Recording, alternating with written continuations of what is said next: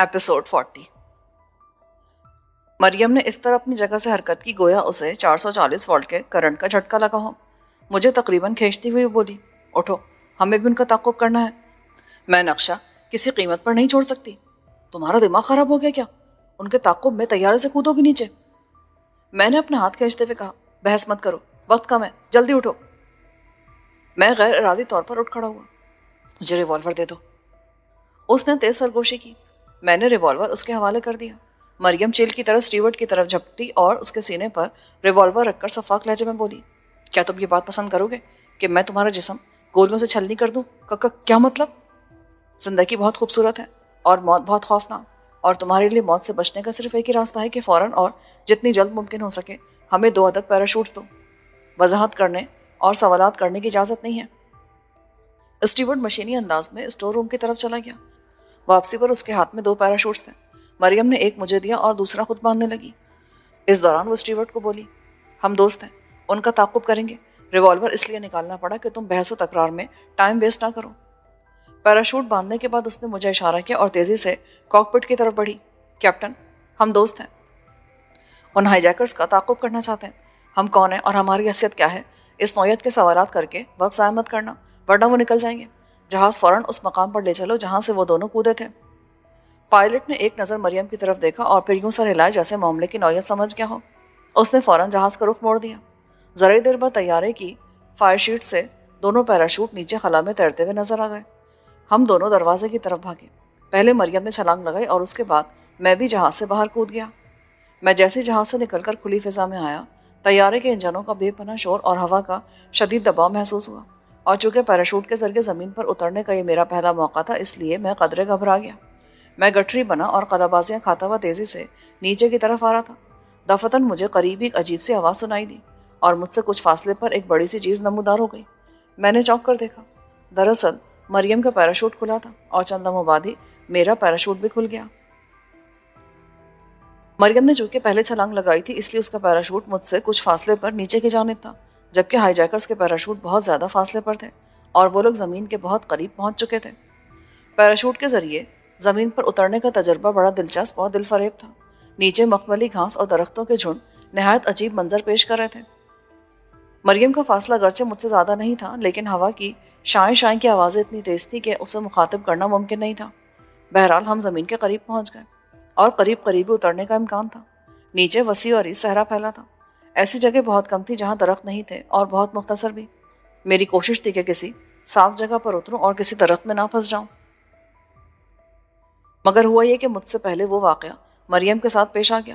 وہ ایک درخت پر گری اور شاخوں میں پھنس کے رہ گئی۔ پیراشوٹ میں ابھی تک ہوا بھری ہوئی تھی اور وہ بہت شدت کے ساتھ ہوا کے رخ پر اڑنے کی کوشش کر رہا تھا۔ درخت کی شاخیں ہوا کے ساتھ کھچ جاتی تھیں۔ نہ صرف شاخیں بلکہ مریم کی بھی یہی کیفیت تھی۔ پیراشوٹ کی ڈوریاں ابھی تک اس کے جسم سے بندھی تھیں اور وہ خود مضبوط ٹہنیوں میں پھنسی ہوئی تھی۔ اس کی زندگی سخت خطرے میں تھی۔ اسے فوری مدد کی ضرورت تھی، ورنہ جسم کے تمام جوڑ اپنی جگہ سے نکل جانے کا اندیشہ تھا، اور اندیشہ مجھے یہ بھی تھا کہ میں خود کسی درخت پر گر کر شاخوں میں پھنس نہ جاؤں۔ لیکن میں نے چونکہ طیارے سے مریم کے بعد چھلانگ لگائی تھی، جس کے سبب کچھ فاصلہ قائم ہو گیا تھا، چنانچہ میرا پیراشوٹ اس جگہ سے ذرا ہٹ کر گرا جہاں مریم پھنسی ہوئی تھی۔ میں کچھ دیر پیراشوٹ کے ساتھ بھاگتا رہا، پھر خود کو اس کی رسیوں سے آزاد کیا اور اس درخت کی طرف دوڑا۔ میں فوراً درخت پر چڑھا، مگر مشکل یہ تھی کہ وہ درخت کی سب سے اونچی شاخ میں پھنسی ہوئی تھی۔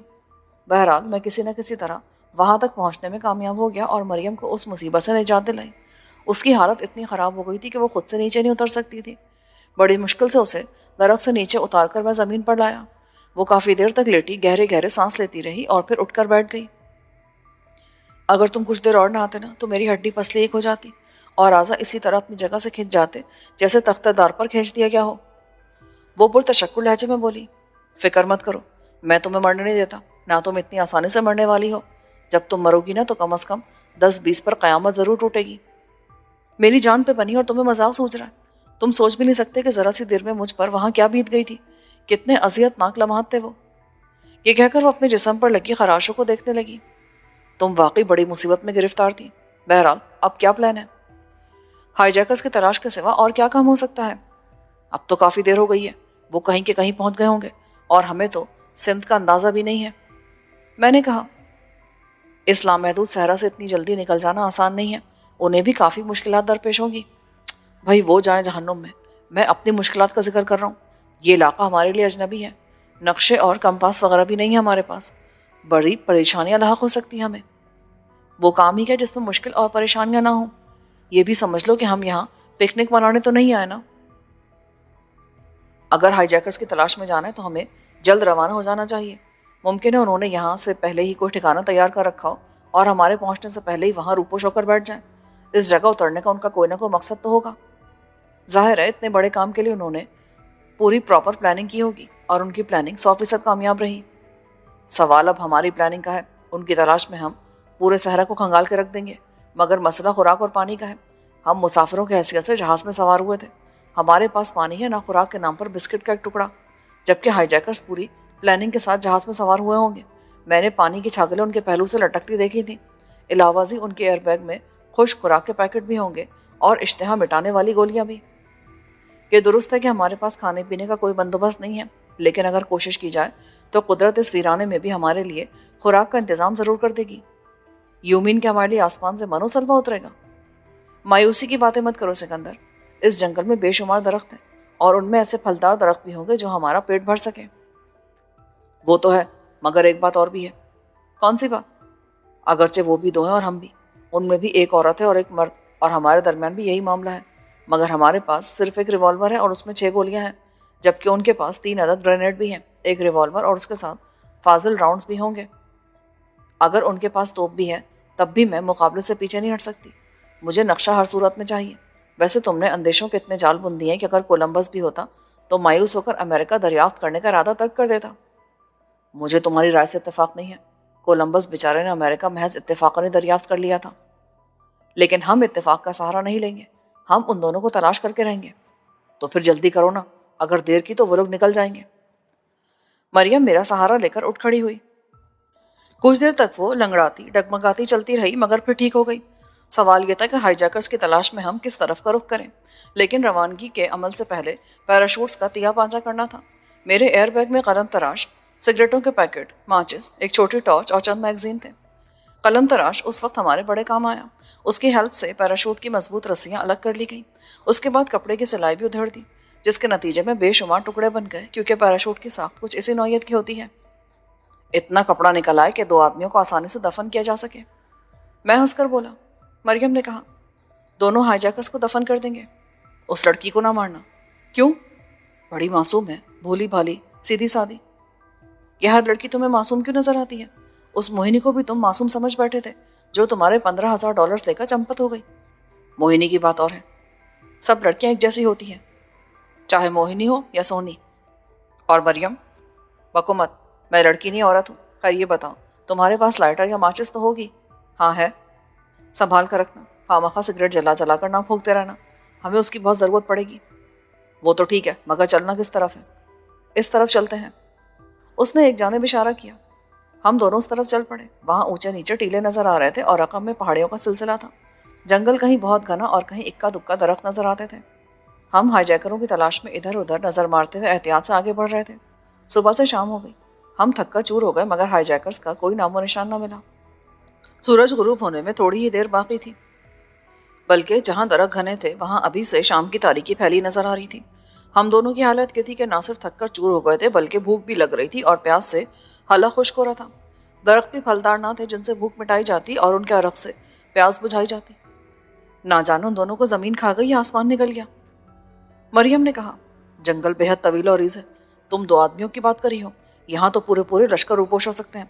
مگر معاملہ اس وقت ہائی جیکرز کی تلاش کا نہیں بلکہ اپنی حالت زار کا جائزہ لینے کا ہے. رات آہستہ آہستہ قدم بڑھا رہی ہے. ہمارے پاس کھانے کے لیے کچھ ہے اور نہ ہی پینے کے لیے. بلکہ رات بغیر کھائے بھی گزاری جا سکتی ہے مگر پیاس نے بدحال کر رکھا ہے.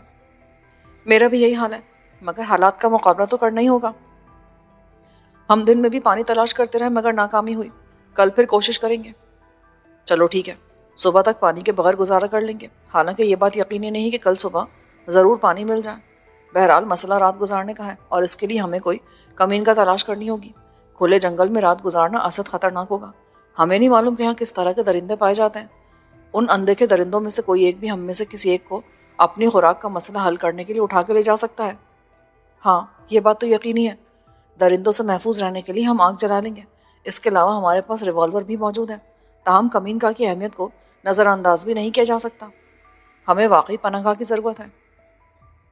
میں نے سامنے دیکھتے ہوئے کہا، وہاں چند پہاڑیاں نظر آ رہی ہیں، آؤ اس طرف چلتے ہیں، شاید کوئی مناسب جگہ مل جائے۔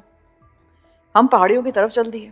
اگرچہ پہاڑیاں بہت نزدیک نظر آ رہی تھیں، مگر وہاں پہنچتے پہنچتے پون گھنٹہ لگ گیا۔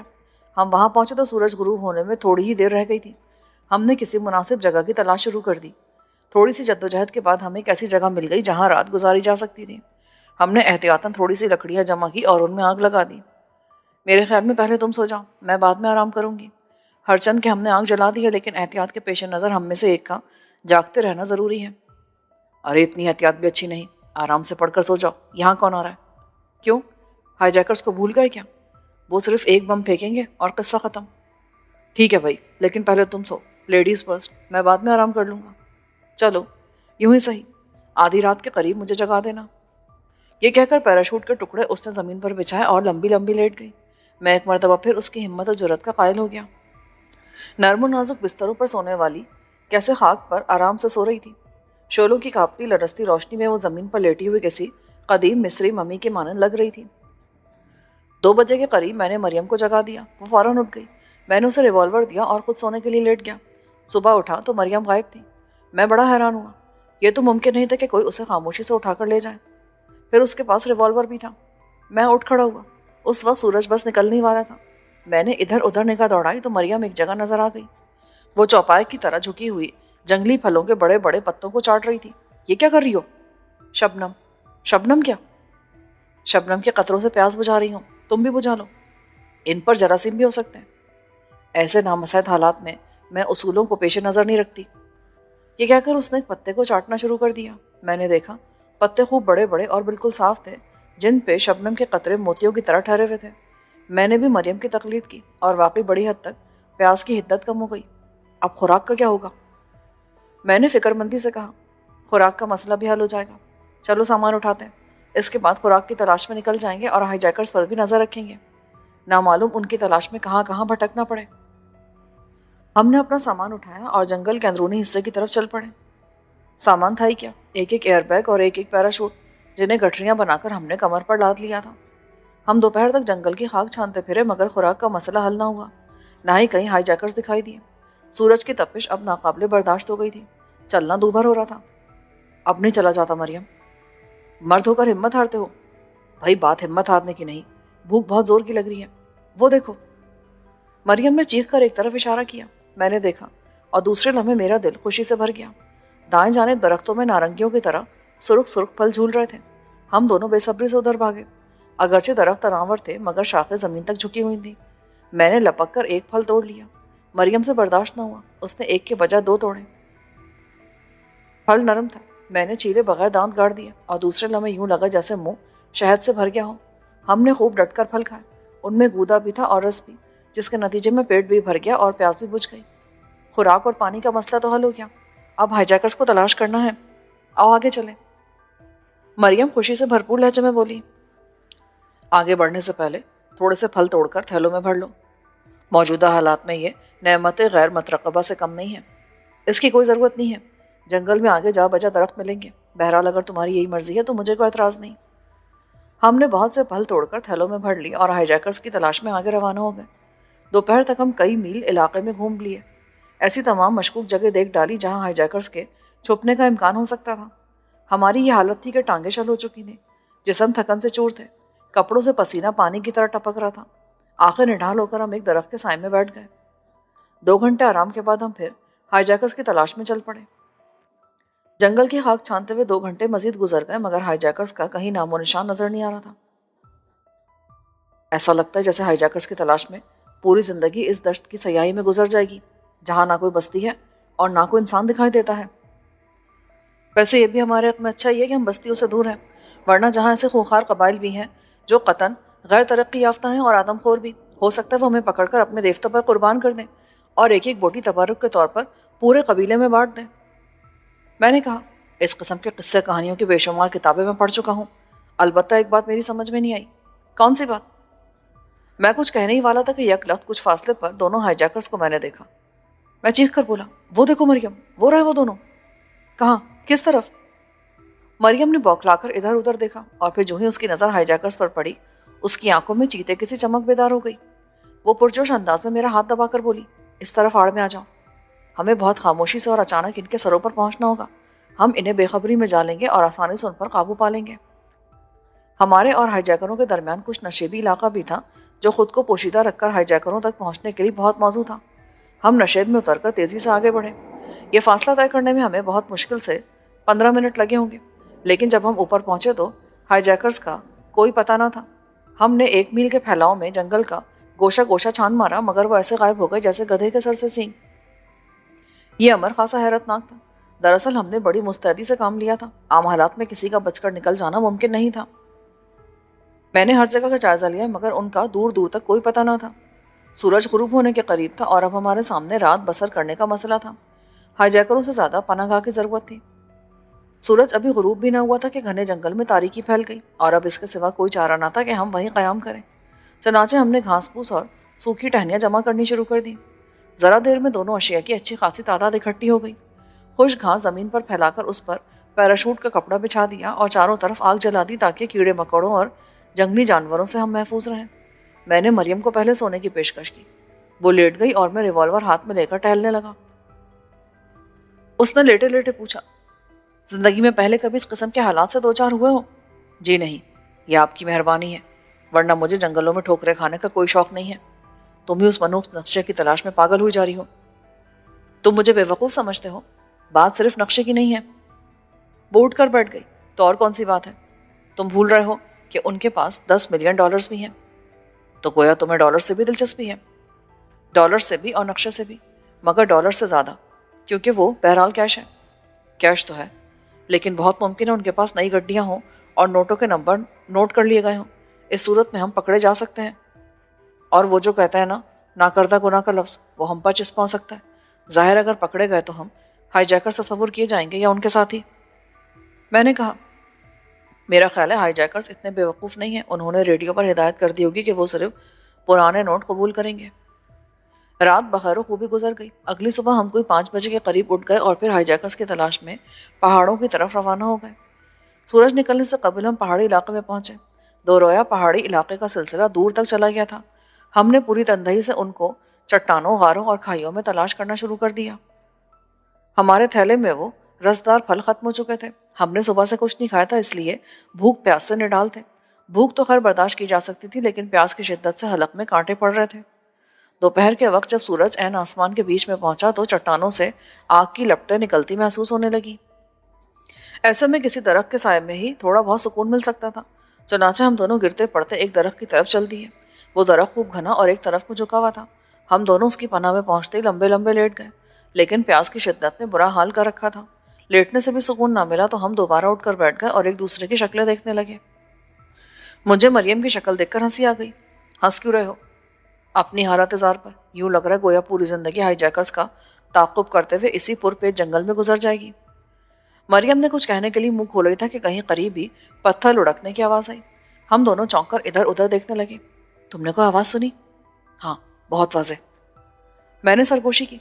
पत्थर लुढ़कने की आवाज़ है। मेरा ख्याल है इस कड़ी दोपहर में पहाड़ियों पर कोई दरिंदा वगैरह नहीं हो सकता। हरगिज़ नहीं।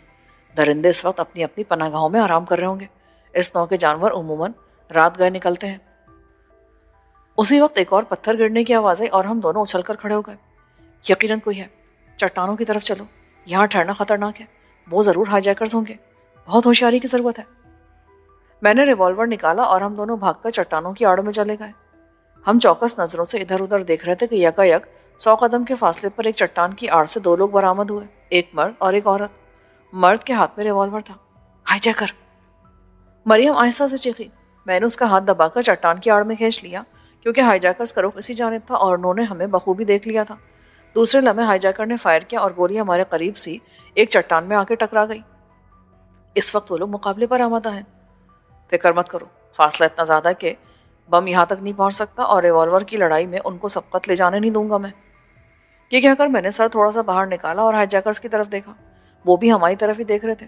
मैंने फ़ौरन फायर कर दिया, मगर वो बहुत फुर्तीले मालूम होते थे। फ़ौरन चट्टानों की ओट में चले गए, लेकिन वो इतना चालाक था कि दूसरे लम्हे बिजली की सी तेज़ी के साथ बाहर निकला और मेरी तरफ फायर झोंक दिया। हाईजैकर का अंदाज़ा बिल्कुल दुरुस्त था। اس کے چٹان کے آڑ میں جاتے میں کچھ زیادہ ہی باہر نکل آیا تھا اور مریم بھی صورتحال جاننے باہر آ گئی تھی۔ ہم دونوں تیزی سے پیچھے ہٹے اور پیچھے ہٹتے ہٹتے میں نے فائر بھی کر دیا۔ راؤنڈ ضائع مت کرو، انہیں فائر کرنے دو، اچھا ان کے پاس گولیاں ختم ہو جائیں۔ گولیاں ختم ہونے سے کیا ہوگا؟ ان کے پاس بم بھی ہیں، ہم ان کے قریب نہیں جا سکتے۔ اگر حوصلہ اور حاضر دماغی سے کام لیا جائے تو توپوں کے دہانے بھی بند کیے جا سکتے ہیں۔ اس کے علاوہ ہم انہیں گرینیڈ پھینکنے کا موقع ہی نہیں دیں گے۔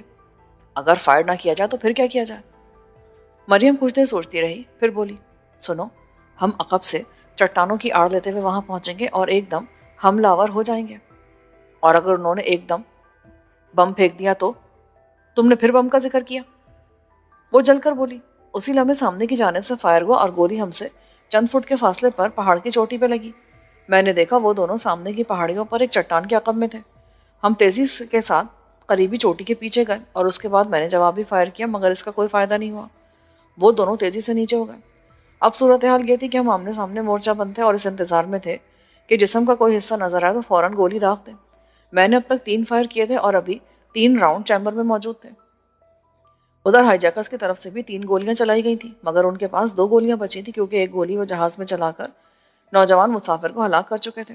البتہ ان کے پاس گرینیڈ موجود تھے اور اس اعتبار سے ان کا پلہ بھاری تھا۔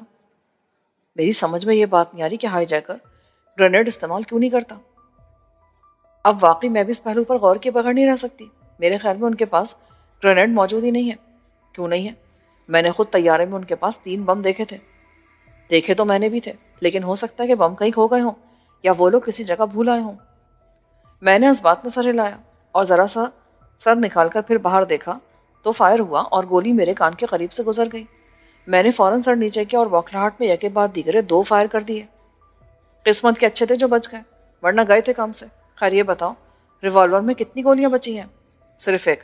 اب فائر مت کرنا، یہ آخری گولی کسی آخری اقدام کے لیے محفوظ رکھو۔ اوکے۔ تمہیں یاد ہے ان لوگوں نے اب تک کتنے فائر کیے ہیں؟ 5۔ ایک گولی انہوں نے جہاز میں چلائی تھی۔ اس کا مطلب ہے کہ ان کا ریوالور خالی ہو گیا ہوگا۔ ہاں، مگر ہو سکتا ہے ان کے پاس فالتو راؤنڈز موجود ہوں اور وہ دوبارہ چیمبر بھر لیں۔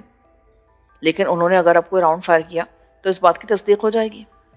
میں نے کہا، کافی ٹائم گزر گیا مگر ہائی جیکرز کی طرف سے کوئی گولی نہیں چلائی گئی۔ دوسری جانب مکمل خاموشی تھی۔ مریم بولی، شاید ان کے پاس زائد گولیاں نہیں ہیں۔ اگر گولیاں ہوتی تو وہ ضرور فائر کرتے۔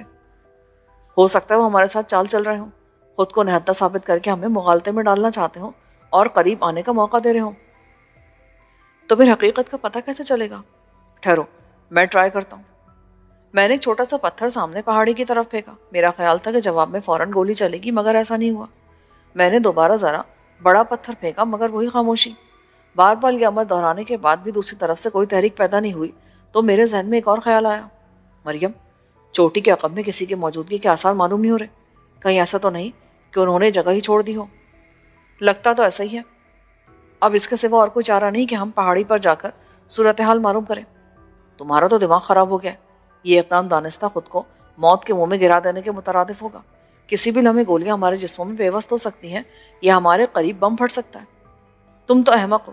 میں سامنے کی سمت سے وہاں پہنچنے کی بات نہیں کری۔ ہم دائیں جانب گھاٹی سے گزر کر خود کو پوشیدہ رکھتے ہوئے ہولے سے وہاں پہنچیں گے۔ یہ انتہائی محفوظ طریقہ ہے۔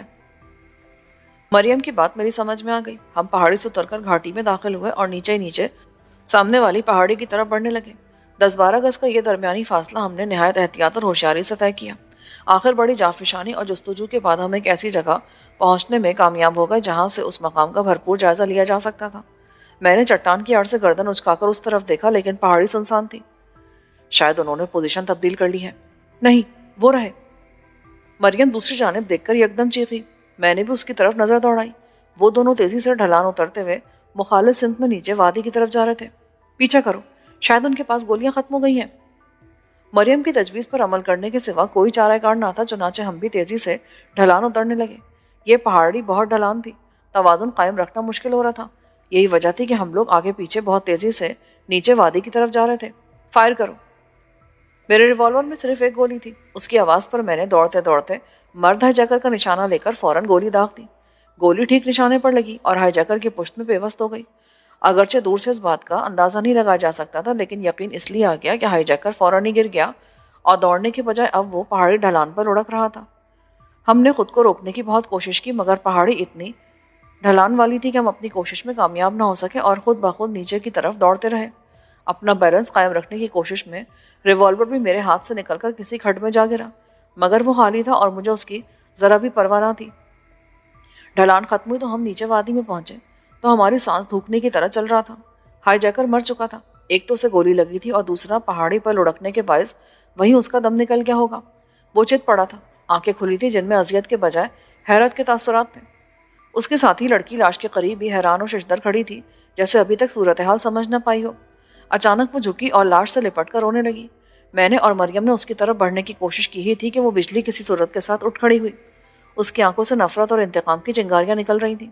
ہمارے قریب پہنچنے سے پہلے اس نے تھیلے میں ہاتھ ڈال کر بم نکالا اور ہم پر ہاتھ بلند کر کے پھینکنے کے لیے تیار ہو گئی۔ صورتحال اچانک ہی بڑی خطرناک شکل اختیار کر گئی تھی۔ خطرے کے پیش نظر ہم رک گئے اور فوراً ہاتھ اوپر اٹھا لیے۔ اس وقت جہاں جنگل میں کسی غیبی امداد کی توقع نہیں تھی، ہمیں بس اپنی نظروں کے سامنے موت ناشتی نظر آ رہی تھی، کیونکہ لڑکی بہت مشتعل تھی۔ اس کا گرینیڈ والا ہاتھ فضا میں بلند تھا، لیکن اس میں کوئی حرکت پیدا نہ ہوئی۔ وہ خلا میں معلق سا ہو کر رہ گیا۔ شاید ہینڈز اپ پوزیشن میں دیکھ کر اس نے گرینیڈ پھینکنے کا ارادہ ترک کر دیا تھا۔ وہ چند لمحے ہماری طرف دیکھتی رہی اور پھر اس نے عجیب حرکت کی۔ اس نے اپنے قریبی گرینیڈ کو پوری قوت سے زمین پر پٹک دیا۔ گرینیڈ کا پھٹنا یقینی تھا۔ ہم لڑکی سے 10 قدم کے فاصلے پر تھے، اس لیے ہمارے بچنے کا کوئی امکان نہ تھا۔ بہرحال ہم دونوں تیزی سے زمین پر گر گئے۔ وہ قیامت کے لمحے تھے، کسی بھی لمحے بم پھٹ سکتا تھا۔ ایک ایک لمحہ ایک ایک صدی کے برابر معلوم ہو رہا تھا۔ وقت گزرتا رہا، 10 سیکنڈ، 20 سیکنڈ، 40 سیکنڈ، پھر پورا 1 منٹ گزر گیا، لیکن گرینیڈ نہیں پھٹا۔ شاید گرینیڈ کا میکینزم کام نہیں کر رہا صحیح سے۔ مریم نے کہا، ہاں ایسا ہی لگتا ہے۔ اس کے پاس 2 بم اور ہیں، لڑکی پر قابو پانے کی کوشش کرو، کہیں وہ دوسرا بم نہ پھینک دے۔ میں نے لڑکی کی طرف دیکھا، وہ بم پھینکنے کی پوزیشن میں نہیں لگ رہی تھی، بلکہ اس کی حالت عجیب تھی جو ہمارے لیے ناقابل فہم تھی۔ وہ دونوں ہاتھ منہ پر رکھے پھوٹ پھوٹ کر رو رہی تھی۔ میں نے مریم کو اشارہ کیا اور ہم دونوں تیزی کے ساتھ اٹھ کر اس کی طرف دوڑے۔ مریم نے لڑکی پر قابو پا لیا اور میں نے وہ تھیلا جھپٹ لیا جس میں بقیہ 2 بم تھے، لیکن جو ہی میں نے بم نکالا، مجھ پر حیرتوں کے پہاڑ ٹوٹ پڑے۔ بم نقلی تھے، لکڑی کو تراش کر اس خوبصورتی اور مہارت سے بنایا گیا تھا کہ اصل کا گمان ہوتا تھا۔ میں نے تھیلا وہیں پھینکا اور آگے بڑھ کر وہ بم اٹھائے جسے کچھ دیر پہلے لڑکی نے زمین پر پٹک دیا تھا۔ ارے یہ کیا کر رہے ہو؟ بم کسی بھی وقت پھٹ سکتا ہے۔ یہ نہیں پھٹے گا ڈیئر، کبھی نہیں پھٹے گا، اس لیے کہ یہ اصلی نہیں ہے۔ کیا؟ مریم حیرت سے چیخی، خود چیک کر لو۔ وہ لڑکی کو چھوڑ کر تیزی سے میرے قریب آ گئی اور بم ہاتھ میں لے کر الٹ پلٹ کر دیکھنے لگی۔ کمال ہو گیا بھائی، ان لوگوں نے نقلی بم کے سہارے طیارے کو اغوا کر لیا۔ نقلی ضرور ہے، مگر ایسی کاریگری سے بنائے گئے ہیں کہ اسلحے کا بڑے سے بڑا ماہر بھی گرینیڈ ہاتھ میں لیے بغیر اصل اور نقل کا فرق محسوس نہیں کر سکتا۔ مریم بم ہاتھ میں لے کر لڑکی کی طرف بڑھی اور بے معنی سوال کیا، یہ گرینیڈ نقلی ہے؟ ہاں، مگر تم نے آرتھر کو کیوں مار ڈالا؟ وہ ہچکیوں کے درمیان بولی، تمہارا نام کیا ہے؟ میں نے پوچھا، کلارا۔ سنگاپور کی ہو؟ ہاں۔ اس نوجوان سے تمہارا کیا تعلق تھا؟ منگیتر تھا یہ میرا۔ منگیتر؟ مریم چونکی، تم نے طیارہ کیوں اغوا کیا تھا؟ تم لوگ کون ہو؟ وہ خوفزدہ سی ہو گئی۔ ہم دوست ہیں، ہم سے ڈرو مت، ہمیں اپنا ہمدرد سمجھو۔ میں جلدی سے بولا، اگر دوست ہو تو آرتھر کو تم نے کیوں مار دیا؟ اس لیے کہ ہم اسے نہ مارتے تو یہ ہمیں ختم کر دیتا۔ مریم نے جواب دیا، نہیں نہیں۔ لڑکی ہذیانی انداز میں کہنے لگی، اس کے ریوالور میں گولیاں ختم ہو گئی تھی اور گرینیڈ نقلی تھے، وہ تمہیں کوئی نقصان نہیں پہنچا سکتا تھا۔ اس بات کا اندازہ ہمیں پہلے ہو گیا تھا کہ تم لوگوں کے پاس گولیاں ختم ہو گئی ہیں، لیکن ہم یہ بھی جانتے تھے کہ تمہارے پاس 3 عدد بم ہیں۔ اگر ہمیں پتا ہوتا کہ وہ نقلی ہیں تو ہم تمہارے ساتھی کو کبھی نہ مارتے۔ وہ کچھ دیر میری طرف دیکھتی رہی، پھر بولی، تم ہمارا تعاقب کیوں کر رہے تھے؟ تمہارا جہاز کے اغوا سے کیا تعلق ہے؟ ہم بھی اسی جہاز میں تھے۔ میرے بجائے مریم بولی، تم چونکہ اکانومی کلاس کے پیچھے کھڑی تھی اس لیے ہمیں دیکھ نہیں سکی ہوگی۔ تمہارے ساتھی نے ہم سے ہیروں کی کان کا نقشہ چھین لیا تھا، چنانچہ جب تم لوگ پیراشوٹ کے ذریعے طیارے سے کودے تو ہم نے بھی یہی طریقہ اختیار کیا اور تمہارے پیچھے کود گئے، کیونکہ وہ نقشہ ہمارے لیے بڑی اہمیت کا حامل ہے۔ ہم لوگ گزشتہ 2 دن سے تم لوگوں کی تلاش میں جنگل میں بھٹکتے پھر رہے ہیں۔ لڑکی ہماری طرف حیرت سے دیکھنے لگی، پھر متاسف لہجے میں بولی، کاش آرتھر نے حرکت نہ کی ہوتی۔ نقشہ کہاں ہے؟ آرتھر کے بیگ میں ہوگا۔ مریم نے لپک کر بیگ اٹھایا اور زپ کھول کر بےتابی سے نقشہ تلاش کرنے لگی۔ نقشہ بیگ میں موجود تھا، اس کے علاوہ کمپاس، اس علاقے کے نقشے اور اسی نوع کی دیگر اشیاء بھی تھیں۔ مریم خوشی سے بھرپور لہجے میں بولی، ہماری ایک بڑی مشکل حل ہو گئی، اب ہمیں جنگل میں بھٹکنا نہیں پڑے گا۔ کمپاس اور مقامی نقشوں کی مدد سے سمت اور مختلف مقامات کے بارے میں معلومات حاصل کی جا سکتی ہے اور ہم منزل کا تعین کر سکتے ہیں۔ گڈ۔ میں مریم کے قریب چلا گیا اور ہم ان اشیاء پر ایک نظر ڈالنے لگے اور رقم کی تلاش میں ادھر ادھر نظریں دوڑانے لگے۔ ہائی جیکر کی لاش سے چند قدم کے فاصلے پر ایک تھیلا پڑا نظر آیا۔ میں نے اسے لپک کر اٹھا لیا۔ اس میں $10 ملین کی خطیر رقم موجود تھی۔ میں نے مریم کو بتایا تو وہ بھی کھل اٹھی۔ ہماری محنت ٹھکانے لگ گئی۔ میرا یہ ایمان ہے کہ اگر جدوجہد جاری رکھی جائے نا تو ایک دن کامیابی ضرور ہوتی ہے۔ کلارا حیرت سے ہماری طرف دیکھ رہی تھی اور خاصی ہراساں لگ رہی تھی۔ لڑکی، ڈرو مت، ہم تمہیں کوئی نقصان نہیں پہنچائیں گے، البتہ یہ جاننا ضرور پسند کریں گے کہ طیارے کے اغوا سے تمہارا کیا مقصد تھا۔ تمام واقعات منوعاً بیان کرو۔ ہم نے رقم حاصل کرنے کے لیے طیارہ ہائی جیک کیا تھا، لڑکی نے جواب دیا۔ اتنی بڑی رقم کی کیا ضرورت تھی تمہیں؟ شادی کے لیے۔ شادی کے لیے؟ کیا مطلب؟ اس نے گہری سانس لی۔ میں تمہیں شروع سے بتاتی ہوں۔ میری اور آرتھر کی ملاقات اب سے 4 سال پہلے اس وقت ہوئی جب میں نے ایک بہت بڑی انگلش فرم جان انٹرپرائزز میں ٹائپسٹ کی حیثیت سے ملازمت اختیار کی۔ میرا تقرر اکاؤنٹ ایکس سیکشن میں ہوا اور وہیں پہلی بار میں آرتھر سے ملی۔ وہ وہاں کیشیئر تھا۔ ہمارا تعلق بہت قریبی تھے کیونکہ دن بھر کیش کی اسٹیٹمنٹ میں ہی ٹائپ کرتی تھی۔ یہ تعلق اتنا بڑھا کہ محبت میں تبدیل ہو گیا اور ہم ایک دوسرے کو دل و جان سے چاہنے لگے۔ ایک دن آرتھر نے مجھے شادی کا پیغام دیا جسے میں نے بخوشی قبول کر لیا، لیکن شادی کے لیے ہمارے پاس رقم نہیں تھی، جبکہ آرتھر نے ہنی مون منانے اور آئندہ زندگی کے لیے زبردست پلاننگ کی تھی جس کے لیے لاکھوں ڈالرز کی ضرورت تھی۔ دراصل وہ شادی کے بعد ایک خوشحال زندگی گزارنا چاہتا تھا اور کاروبار کرنے کا منصوبہ بنا رہا تھا، مگر ہمارے پاس رقم نہیں تھی۔ آرتھر نے یہ عہد کر لیا کہ جب تک رقم حاصل نہیں کر لے گا شادی نہیں کرے گا۔ اس نے ضمن میں مجھ سے بارہا مشورہ کیا، مگر میں اسے دولت حاصل کرنے کا کیا طریقہ بتاتی۔ آرتھر اپنی کوشش میں لگا رہا۔ آخر ایک دن اس نے مجھے یہ خبر سنا کر حیران کر دیا کہ اس نے کمپنی کے $5 لاکھ غبن کر دیے ہیں۔ اس نے بریف کیس کھول کر رقم مجھے دکھائی تو میں ڈر گئی۔ اس نے بہرحال جرم کیا تھا اور وہ بہت بڑی مصیبت میں پھنس سکتا تھا۔ آخر وہی ہوا جس کا مجھے اندیشہ تھا۔ اتفاق سے اگلے روز اکاؤنٹ آڈٹ ہو گیا اور آرتھر کو رقم واپس کرنا پڑی۔ کمپنی کا چیئرمین شریف تھا۔ اس نے آرتھر کے خلاف کوئی قانونی کارروائی نہیں کی کیونکہ اس کی نیک نامی پر بھی حرف آتا، چنانچہ اسے ملازمت سے برطرف کر دیا گیا۔ ہم دونوں چونکہ لازم و ملزوم سمجھے جاتے تھے اور کمپنی کو یہ شبہ تھا کہ میں بھی اس کی شریک کار ہوں، اس لیے اس کے ساتھ ساتھ مجھے بھی نوکری سے جواب مل گیا۔ آرتھر اس واقعے سے ذہنی انتشار میں مبتلا ہو گیا۔ اگرچہ وہ جیل جانے سے بچ گیا تھا لیکن $5 لاکھ کی رقم ہاتھ سے نکل جانے کا اسے بے حد افسوس تھا۔ اس کے بعد وہ اکثر خاموش رہنے لگا، ہر وقت کچھ نہ کچھ سوچتا رہتا۔ ایک دن اس نے مجھے پھر چونکا دیا۔ اس نے بینک میں ڈاکہ ڈالنے کا پلان بنایا تھا اور اس سلسلے میں میری مدد بھی چاہتا تھا۔ میں اس کا پروگرام سن کر کام گئی۔ مجھے جرائم کا کوئی تجربہ نہیں تھا، لیکن آرتھر نے مجھے سخت باز دکھا کر اور اپنی محبت کا واسطہ دے کر راضی کر لیا۔ ہم نے بینک میں ڈاکہ ڈالا مگر پکڑے گئے۔ ہم پر کیس چلا جس کے نتیجے میں 2 سال کی قید سنا دی گئی۔ 2 سال بعد ہم جیل سے رہا ہو گئے تو آرتھر بہت بدل گیا تھا۔